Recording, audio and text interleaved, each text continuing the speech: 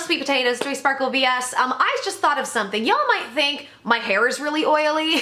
Actually, a lot of times I'm just getting out of the shower when I come and film and I just let it air dry.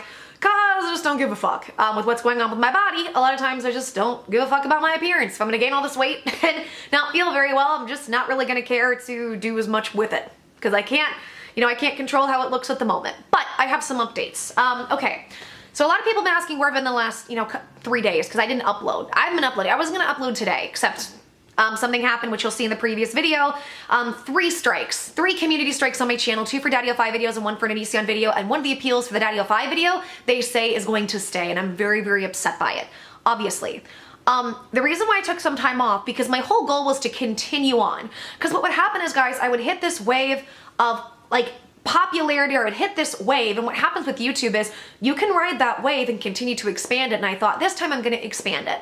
A couple things happened, and funny enough, they happened in the same day. I started dealing with something really scary, and in fact, it started while I was on poor Benji James. Please go subscribe to Benji if you haven't. Great content. He's just a sweetheart of a human being. He's genuinely a wonderful person. He's been great to me. But I was on stream with him, and there were some things going on that I had to deal with privately, which is if you go look at his stream, I'll put up the video. This is the second time something happened on a stream. So fucking stupid. Nothing ever happens on the streams, but the last couple with Benji did.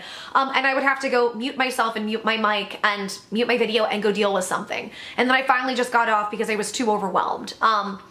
Well, in the same day, I had two instances of people who overstepped my boundaries, and then when I asked them for space or asked them to stop contacting me, continued on a private level, on a private level, and then even on a public level. Now, I know what people could say about this. Oh, well, now you know how Onision feels. This is what you do to him. Let me explain the difference. The difference is I have never contacted Onision privately. He has always contacted me and come at me. The only time I reached out to him was after the debate. I said, do you want to finish the debate? Because I don't know if it's over. For me, that's a continuation of the conversation before. I have never tried to reach out to him or his wife except when requested, and only once with his wife in the very beginning when it came to an interview that had to do with 2 girls that she or they had been talking to and wanting to date. Otherwise, I leave them alone. Privately, I don't try to talk to nobody.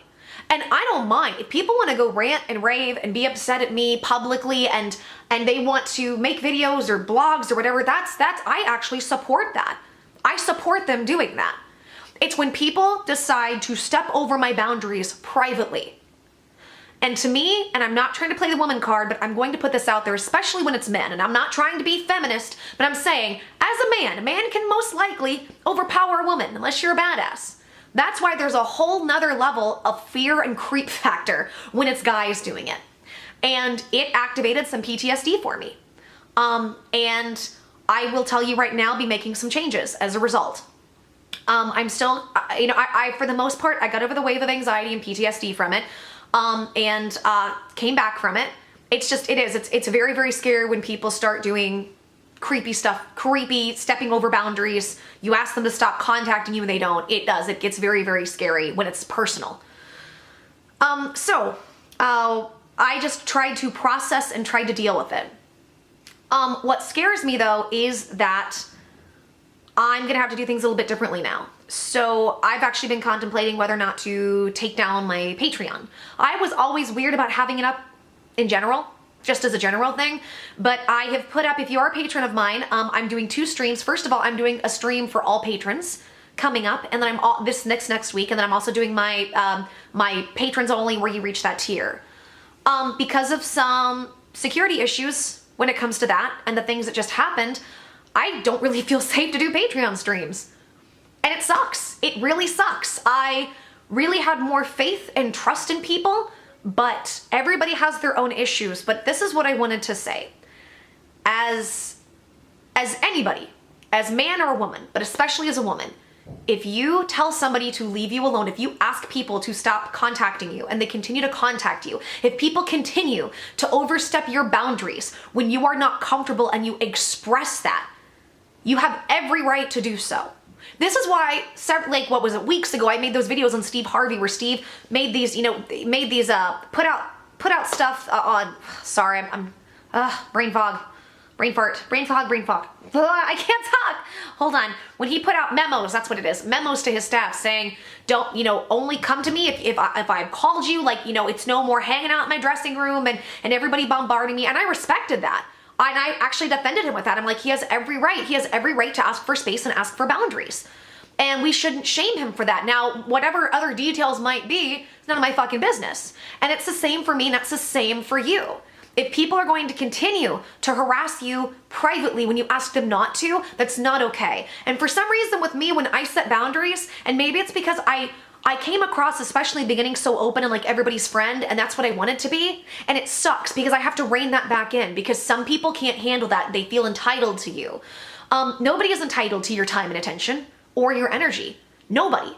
And they are especially not entitled to it when you say you are not comfortable and you're not okay. You have every right to say no. Whether or not it's a private conversation, sex, money, friendship, whatever it is. Whoever you are, you have the right to say no. But I'm gonna say this right now. When a man does it to a woman, it's creepy as fuck. It's creepy as fuck when a woman does it to a man. But there's a whole other level of danger because men can overpower women. And this is what I've been processing and trying to deal with. I feel like I got over the wave of anxiety and I got over that wave of PTSD and I've come out and I feel a little bit stronger and more resolved with it. But now I just have to figure out how to set boundaries. So there's gonna be a lot less DMs. I'm not gonna be answering DMs that much. I'm not going to be answering comments that much because I now have to have that level of protection. And I'm sorry, I hope that doesn't offend anybody or upset anybody. I know it sucks because it's like, you know, a few bad apples ruin the bunch. The problem is I have to protect myself, and that is why I took a few days off. But I'm coming back, and I'm coming back strong, and I'm gonna come back hard. And this is not okay. And I just wanna point that out. Never feel guilty or never feel ashamed or never feel like you're at fault when you don't want anything to do with somebody. You ask them, you tell them, and they keep coming at you. It's not okay. And I just wanted to put that out there. So this is why I've been MIA, but I am coming back. So, all right, guys, continue to be blessed in yourselves and blessed in others. Continue to try to find the joy and sparkles and all the bullshit in the world. One fun update. I decided that I think I'm better enough that roommate today took me on my first nature walk, I believe of the summer, and it was awesome. Except, you know that when you walk a mile and you have a hard time with your muscles. Like, I was having a hard time towards the very end with my heart rate, my muscles. I'm like, this is just a fucking walk. But it's really, really hot where we're at. I love the heat though. I love the heat. So I am hoping that I can do more outside in nature because I really, really need that. What happened in this situation really made me question things and made me really rethink stuff. And it also made me realize that I feel really out of touch with myself. So it actually helped me realize some personal things, which I was, you know, I'm grateful for. So I just want to take time to process that because I feel like I have just not been myself. And part of me not being myself has been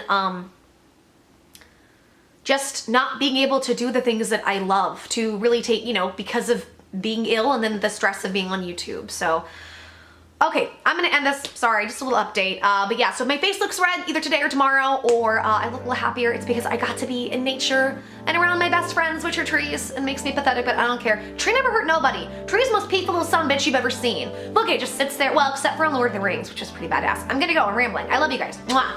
Goodbye.